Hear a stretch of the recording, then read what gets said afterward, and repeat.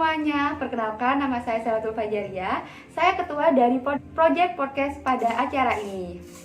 Pada kesempatan kali ini, Leo Klub Malang Aero bersama ACT Malang atau Aksi Cepat Tanggap hadir dalam podcast bertajuk Kontribusi Pemuda dalam Menanggapi Mitigasi Bencana. Jika dilihat dari kondisi pada saat ini, banyak sekali bencana alam yang terjadi ya teman-teman. Nah, buat kalian yang selama ini masih bingung bagaimana ya cara kita menanggulangi bencana, atau mungkin masih bingung harus ngapain aja saat terjadi bencana, nah maka dari itu, Leo Klub Malang akan mewawancarai tim ACT Malang dari pertanyaan-pertanyaan yang sudah kalian ajukan kemarin. Oh ya, terima kasih buat teman-teman yang kemarin sudah bertanya. Untuk jawabannya bisa kalian tonton setelah ini ya. Harapannya semoga apa yang menjadi keresahan dalam situasi menghadapi bencana bisa tersampaikan kepada masyarakat luas melalui podcast setelah ini. Tanpa basa-basi lagi, yuk langsung aja kita saksikan podcast Bincang Bencana bareng Lekma bersama ACT. Let's go join, check it out. Selamat pagi. Ini kami dari Leo Klub Malang Aero, Kak. Nah, ini yang pertama kita mau kenalan dulu nih sebenarnya. Kak Anam, nanti bisa perkenalan dulu dari ACT di bidang apa dan lain-lain nih. Boleh silakan Kak. Assalamualaikum warahmatullahi wabarakatuh. Perkenalkan, nama saya Saiful Anam, dipanggil Anam di Aksi Cepat Tanggap Malang. Dapat amanah menjadi marketing komunikasi. Jadi tugasnya untuk membangun awareness, kemudian menyebarkan virus-virus kebaikan seluas-luas mungkin sehingga orang bisa berpartisipasi. Nah ini Kak, kemarin kita ada Project Lekma nih mau bikin ada beberapa pertanyaan, mau mengajukan pertanyaan. Nah ini seputar bencana, karena kita udah tahu ya Kak ya, kalau misalnya di Indonesia, apalagi yang akhir-akhir ini tuh banyak banget bencana. Dari gunung meletus, banjir, gempa, itu masih kita rasakan sampai sekarang kan efeknya kayak gitu Pak. Nah ini ada beberapa pertanyaan dari teman-teman dari Instagram juga Kak, tapi kita ambil beberapa aja gitu. Yang pertama mungkin dari Kak Anam bisa kasih tahu nih ke kita semua ya, sebenarnya mitigasi bencana dan bencana alam maupun di perannya di saat bencana dan paskanya itu sebenarnya seperti apa gitu. Siap. Jadi saya mau nanya dulu nih. Iya. Sudah tahu belum kalau dalam jangka waktu 2 bulan Indonesia itu sudah terjadi 159 bencana. Teman-teman tahunya cuma Subang, banjir Bogor dan sebagainya. Tapi ketika dihitung dan sebagainya di data center kami, ternyata laporan kemudian asesmen di lapangan itu ada 159 bencana. Kenapa bisa terjadi seperti itu? Yang pertama adalah Indonesia itu memang laboratorium bencana. Jadi siapapun dari manapun negara yang pengen belajar tentang mitigasi bencana, sebenarnya Indonesia tempatnya gitu. Apalagi Indonesia juga berada di jalur ring of fire atau jalur api, termasuk di Jawa sendiri ada Gunung Kelut, kemudian Semeru dan sebagainya, termasuk di lempengan dan sebagainya. Jadi memang tidak heran kalau Indonesia sering terjadi bencana. Kemudian seperti apa sih ketika kita terjadi bencana, bagaimana menghadapinya dan sebagainya. Nah itu ada namanya istilahnya mitigasi bencana. Mitigasi bencana itu merupakan suatu usaha yang dilakukan untuk meminimalisir korban, kerugian, nyawa dan harta benda. Jadi mitigasi itu bukan hal untuk menghindari bencana, tapi untuk meminimalisir dampak yang ditimbulkan oleh bencana. Misalnya contoh sedikit nih, gempa itu tidak bisa dihindari. Kita juga nggak tahu gempa itu kapan terjadinya, tapi kita bisa melakukan mitigasi sedini mungkin sehingga korban-korban yang mungkin akan terdampak itu bisa lebih diminimalisir dengan apa? Yang pertama adalah edukasi. Ketika gempa seperti apa sih yang harus dilakukan oleh masyarakat? Ketika terjadi banjir seperti apa sih yang harus dilakukan masyarakat? Itu yang perlu perkuat lagi, karena kebanyakan korban bencana itu bukan karena dari korban bencana itu sendiri, tapi karena ketidaktahuan. Ada gempa misalnya di sebuah gedung, karena saking paniknya dan tidak tahu cara mitigasinya, akhirnya berlarian dan akhirnya tertimbun. Kemudian ada orang yang ketika terjadi banjir panik harus ngapain, ternyata meninggal dalam keadaan ngambang bukan karena tenggelam, tapi karena tersetrum listrik. Nah, seperti itu. Mitigasi itu bagaimana cara mengedukasi masyarakat, baik dari segi pendidikan, pengetahuan tentang kebencanaan itu sendiri, dan mungkin dukungan infrastruktur terkait penanggulangan bencana. Seperti itu. Wah, terima kasih banyak nih Kak. Jadi paling nggak kita tahu nih sebenarnya mitigasi bencana itu seperti apa gitu. Bukan usaha penghindaran aja ya Kak ya.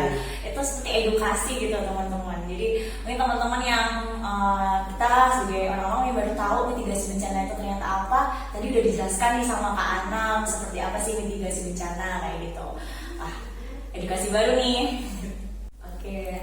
Nah nih Kak, yang kedua ada juga beberapa pertanyaan yang kita tampung, kita ambil aja intinya. Ini juga menurut kita penting nih biar kita semuanya tahu juga terkait dengan peran pemuda nih buat turun ikut dalam misalnya mitigasi bencana, kerelawanan dan lain-lain. Nah pertanyaan itu ada mungkin ini yang tanya ini anak SMP kali ya ataupun SMA, karena dia nih ngomongin kalau misalnya dia pengen bantu, cuman diremehin sama keluarganya, kamu masih kecil, mending di rumah aja gitu. Ternyata padahal dia punya simpati yang besar dan empati besar gitu ketika melihat bencana kayak gitu Kak. Nah dia juga tanya misalnya kalau mau turun lapangan itu kita harus kayak gimana, sedangkan kadang jaraknya jauh gitu. Kita harus kasih kontribusi apa nih sebenarnya, apalagi kita anak kuliah, ada yang anak SMA gitu, dan bingung wadahnya ini kita harus kemana gitu, masih awam kan ya anak-anak misalnya kayak aku juga masih bingung gitu kan Kak. Nah ini mungkin dari Kak Anam bisa ini kasih info gitu, sharing sama kita gitu, gimana misalnya dari kita bisa ikutlah kontribusi ketika ada bencana gitu Kak. Ya, yang pertama adalah itu dilihat dulu siapa sih yang ngajak untuk sadar bencana gitu. Kenapa bisa diremehkan? Mungkin orang melihat karena yang ngajak ini belum punya kapasitas. Misalnya seorang pelajar, ya ditanyain lah, kamu punya sertifikat apa gitu, kasih tahu saya gitu. Itu hampir sering terjadi. Pun relawan kami ketika mengedukasi masyarakat dan sebagainya ya tidak kurang begitu, biasanya sering terjadi seperti itu. Nah, langkahnya seperti apa sih? Yang pertama adalah menggandeng instansi yang memiliki kapabilitas untuk menjelaskan itu. Misalnya nih dari Leo pengen mengedukasi masyarakat di suatu wilayah terkait bencana, otomatis kan ditanya, ini Leo lembaga apa sih kok berani-beraninya ngasih tahu edukasi bencana dan sebagainya. Maka dari itu untuk membangun trust masyarakat sehingga bisa percaya dan sebagainya, perlu adanya mitra-mitra strategis yang juga berkompeten, misalnya menggandeng BPBD atau SAR nasional atau misalnya ACT sendiri misalnya, atau lembaga-lembaga yang punya kompetensi di bidangnya seperti itu. Jadi memang agak susah ketika kita tidak memiliki kompetensi atau otoriti tertentu di bidang tertentu. Nah, salah satu solusinya seperti itu, menggandeng orang-orang yang punya kemampuan tersebut. Kemudian yang kedua tadi, saya nggak punya skill, kemudian pengen turun langsung bencana. Nah, prinsipnya adalah sebelum menyelamatkan orang, selamatkan diri sendiri dulu. Jangan sampai kesana cari penyakit gitu. Kesana malah bikin susah atau merepotkan orang lain. Nah, itu prinsip yang pertama. Yang kedua adalah bagi ACT sendiri, kerelawanan itu tidak melulu yang turun ke bencana atau yang langsung turun ke bencana. Siapapun yang bisa memberikan kontribusi positif itu bagi ACT adalah bentuk kerelawanan. Maka dari itu saya pun selama 3 tahun jadi relawan, saya tidak pernah turun ke bencana karena saya tidak punya skill kebencanaan, tapi saya punya skill media, kemudian punya skill menulis, kemudian punya skill fotografi, dan itu yang kita gunakan. Mungkin ada relawan yang turun langsung mati-matian di garda terdepan ketika ada bencana, tapi tidak mengurangi rasa hormat. Di belakang pun juga sebenarnya berkontribusi besar gitu. Misalnya nih, kita yang hanya bisa nge-share foto di sosial media itu bisa banget. Kemudian kemudian nge-share kondisi terkini di Instagram kita, Facebook kita, ngasih tahu tetangga-tetangga kita kalau ada bencana. Itu sebenarnya kontribusi yang derajatnya sama dengan para relawan yang turun di medan bencana gitu. Jadi buat siapapun yang belum punya kapasitas untuk turun ke bencana, saran saya mending ditahan dulu ambisinya, karena itu juga bisa membahayakan diri sendiri seperti itu. Oke, iya betul banget sih Kak. Jadi maksudnya nggak harus turun lapangan dari media, kita bisa terus skill yang misalnya kita nulis dan lain-lain yang banyak informasi itu bisa ya. Jadi mungkin buat teman-teman Lekma, buat teman-teman yang masih baru tahu info ini, kita bisa maksimalin buat teman-teman. Jadi nggak harus turun lapangan aja gitu. Kita bisa ngelakuin hal-hal yang berkontribusi yang positif, yang mengarah ke sana gitu.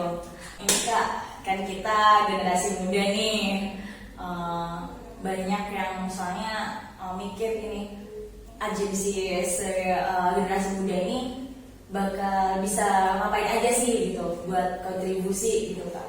Jadi biar kita nggak diem-diem aja, biar kita nggak cuman apa ya, ada empati tapi nggak ada gerakan gitu loh Kak. Kan kita kalau misalnya dipercaya misalnya turun lapangan dan pasti kan orang-orang yang udah tua dan terampil gitu. Nah kalau kita generasi milenial katakan ya, kayak kita itu bisa apa aja sih Kak gitu, contoh-contohnya atau kegiatan yang bisa kita lakuin gitu Kak kira-kira. Siap. Yang pertama sebenarnya generasi muda itu ya ujung tombak dari harapan-harapan di masa depan gitu. Maka dari itu di awal bukan hanya keinginan gitu, tapi memang spirit yang harus ditanamkan ke para anak muda ini adalah semangat gotong royong, semangat membantu, semangat berkontribusi. Ya entah dalam bentuk apapun, misalnya salah satunya dalam bentuk kerelawanan, misalnya kerelawanan bencana. Ya udah silakan si pemuda yang punya kesukaan terhadap dunia bencana, bukan suka bencananya ya, kesukaan terhadap membantu orang di dunia bencana, ya udah skillnya ditambah, skill kebencananya ditambah, skill menolong orangnya ditambah, sehingga ketika dibutuhkan ya memang benar-benar orang yang tepat gitu, bukan hanya oh saya pengen terus dikirim ke sana ternyata nggak bisa ngapa-ngapain, kan repot juga gitu. Yang kedua adalah tanpa harus turun ke lapangan pun bisa melakukan itu. Dengan cara apa? Dengan cara bikin sebuah gerakan atau movement gitu. Karena anak muda ini gelombang semangatnya itu tinggi gitu, luas gitu.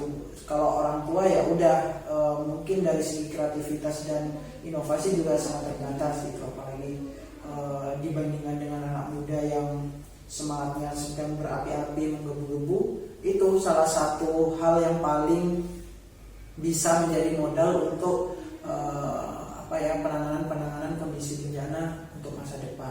Saya punya contoh nih, ada di Malang ketika, tapi bukan bencana sih, tapi bencana alam maksudnya, tapi bencana pandemi. Nah ketika pandemi masuk Indonesia, ini ada anak muda nih tongkongan gitu, tiap malam ngopi dan sebagainya. Ketika masuk pandemi bingung, kita nongkrong doang tapi yang lain juga membutuhkan kontribusi pemuda. Akhirnya mereka ngumpulin duit tuh, teman-teman tongkrongannya diajakin patungan, nah terkumpul puluhan juta lah dalam jangka waktu nggak sampai sebulan. Terus datang ke kantor ACT, kita mau memberikan bantuan untuk saudara yang terdampak pandemi. Ketika ditanya dari komunitas mana mas, saya nggak tahu dari komunitas mana gitu.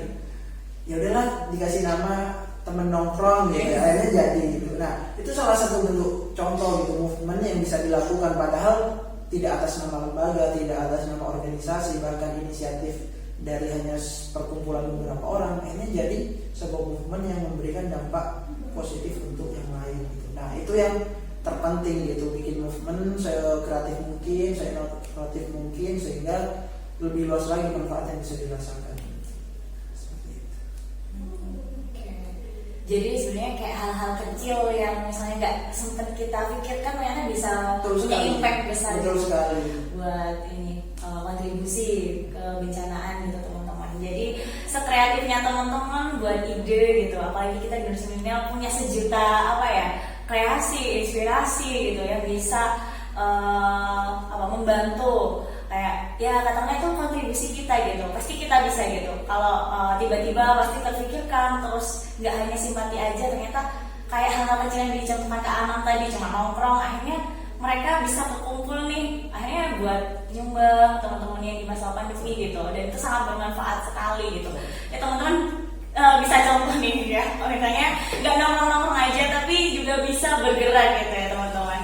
Oke, keren ini, sangat menginspirasi sekali ya Kak ya.